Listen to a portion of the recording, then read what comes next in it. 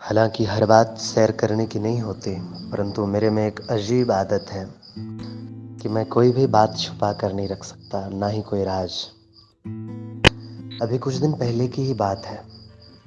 एक भोली सी लड़की चली आई हजारों किलोमीटर दूर से महज इजहार के लिए, सिर्फ ये कहने के लिए कि मैं उसके लिए बाकी लड़कों से अलग था और मेरी उपस्थिति अनुपस्थिति जो इस 23 करोड़ की आबादी वाले राज्य के लिए नगण्य थी, वो उसके लिए कितनी जरूरी हो गई थी। मुझे अब भी याद है उसका साधारण सा चेहरा और आंखों की चमक। भीड़ से कुछ खास जुदा नहीं था, सिवाय अपने कद काठी के। एकदम बुद्धू सी लड़की, परंतु बुद्ध सा प्रेम लिए बेवजह मेरी ओर बढ़ आई थी। लेकिन प्रेम ने कभी मुझे वजह नहीं दी प्रेम को ताक भर लेने की। प्रेम सदैव मुझसे रुष्ट रहा और विपरीत रास्तों पर चलता रहा और एक दिन इतना लंबा फासला तय कर लिया जिसे मेरी ये पुस्त तो तय नहीं कर सकती थी।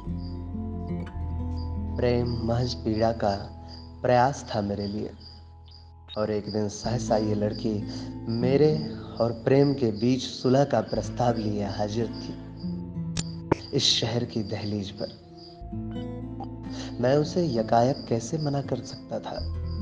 बस उसकी किसी जिद पर कॉफी के लिए हम रवाना हुए। कॉफी का स्वाद प्रेम जितना ही फीका था मेरे लिए, कभी पिया ही नहीं था। पर उसके प्रेम में पगे होने उसे एहसास दिला सका कि कैपेचिनो की कड़वाहट ने उसकी मिठास को जब्त कर लिया था। वो कड़वे काढ़े के अलावा कुछ नहीं था। लड़की पहली दफा प्रेम में थी।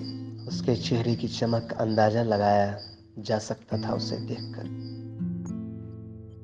छोटी आंखें, घुंघराले बाल, हल्के गुलाबी होंठ और गौर वर्ण पर शर्म की हल्की सी सुर्ख परत। स्याह सी आंखों की पुतलियों के साथ सरल और सौम्य मुस्कुराहट और इत्मीनान सी गढ़ी हुई मूरत थी, जैसे जैसे ईश्वर ने प्रेम को कोई शक्ल दी हो और उसे अधूरा छोड़ दिया हो किसी पूर्णता के लिए। मेरी आंखें एक लम्हे को भी बर्दाश्त नहीं कर पा रही थी उसे। वाजिब भी था, क्योंकि प्रेम से मेरा आंकड़ा 36 का था। मैं जैसे बस झिड़कना ही चाहता था उसे, छुटकारा पा लेना चाहता था उससे, और और दिनों की तरह फिर उन अनगढ़े दुखों में लौट जाना चाहता था जो दिनचर्या का अटूट हिस्सा था मेरे। और वो मासूम समझ नहीं पा रही थी। ये झिझक नहीं थी पहली मुलाकात की या असहजता। वो एकटक देखती रही। मैं नजरें घुमा कभी मेन्यू देखता, कभी साइड वॉल पर लगे फूड एडवर्टाइजिंग स्क्रीन। उसका मुझे इस तरह देखना मुझे असहज से ज्यादा रोने को मजबूर कर रहा था, क्योंकि मैं सदैव हीन नजरों से देखा गया लड़का था। प्यार के नाकाबिल, प्रेम में नाकामयाब। फिर प्रेम भरी नजरें कैसे बर्दाश्त कर सकता था मैं।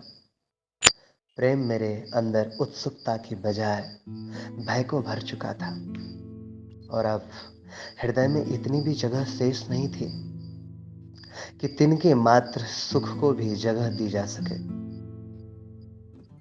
वो बुद्धू मुझे एकटक देखती, मुस्कुराती, हाथ तामने की कोशिश करती और मैं सिहर जाता। उसका छूना जैसे सीने में दबे किसी दुख का कोई छोर छू लिया हो उसने, और वो उसे खींचकर उसके सहारे बाहर निकाल देना चाहती हो।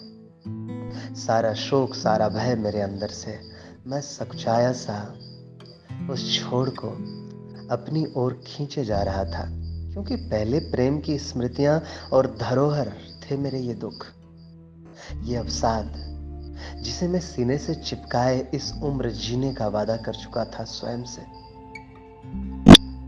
एकाएक मेरे आंखों में आंसू आ गए। मैं रो पड़ा और उसके हाथ से छूट गया मेरा वो छोड़, और अंततः मैंने बचा लिया प्रेम की उस दुखद स्मृति को।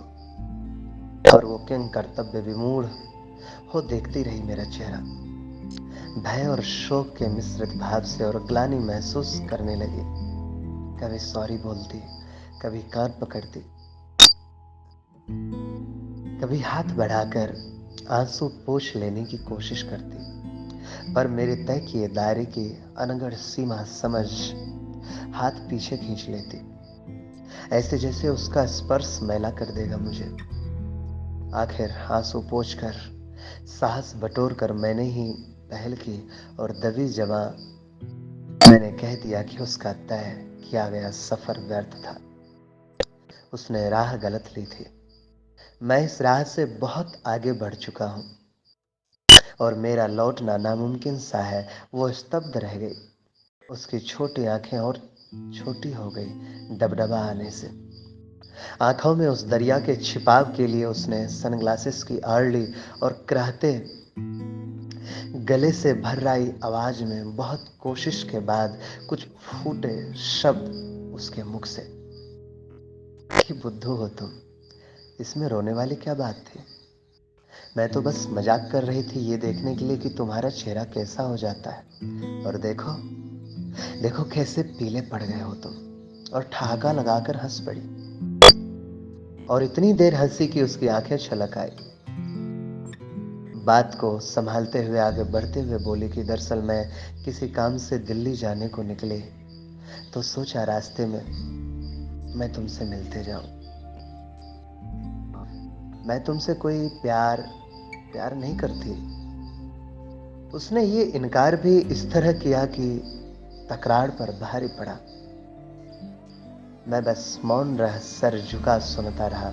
वो चुप रही। एक लंबी खामोशी के बाद वेटर की आवाज ने इस खामोशी को तोड़ा, और हम दोनों ने आंखों के नमक को अपनी अपनी आस्तीनों में चुपके से पोंछ सहजता ओढ़ ली, और जिद करने लगे कि बिल कौन पे करेगा।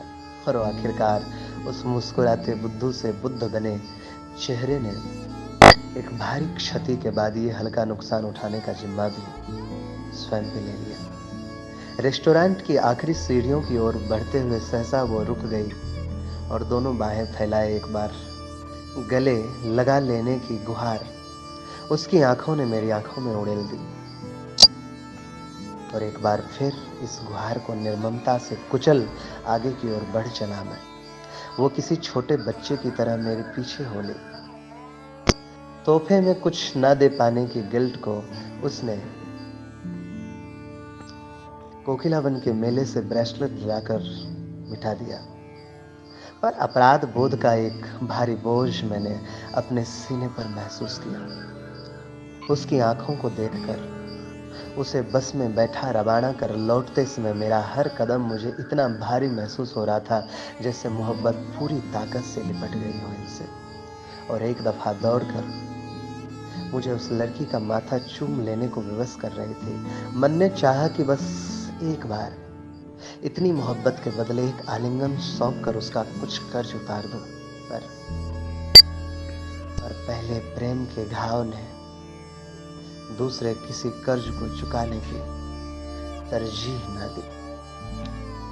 वो एक डूबती, तरसती और अत्यंत जलती हुई प्रेम की नदी के किनारे खड़ा मैं, और मेरा प्रेम का वो एहसास जो कभी पूर्ण नहीं होगा, जिसको कोई झुठला नहीं सकता, जिसको मैं किसी को दिखा नहीं सकता।